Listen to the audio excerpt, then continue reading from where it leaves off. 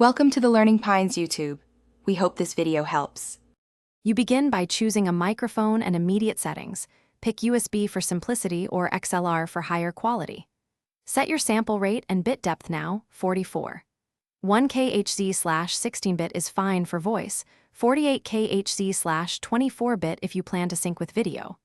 Once done, place the mic 6 to 12 inches away, add a pop filter, and reduce background noise. Make sure phantom power is on for condenser mics and that your device recognizes the input before moving to the next step.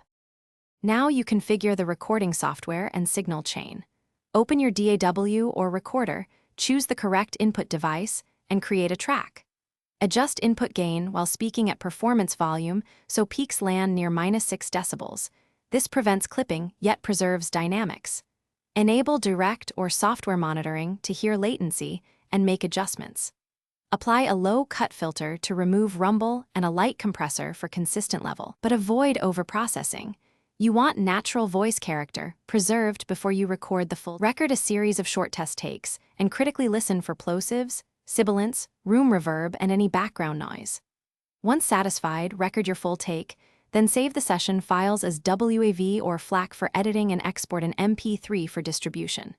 Make sure to label files and back them up. If problems appear, unexpected noise, dropouts, or clipping, check cables, update or reinstall drivers, replace batteries in wireless gear, and reposition the mic. These quick fixes resolve most common recording faults. Thanks for watching. Consider subscribing if we helped you.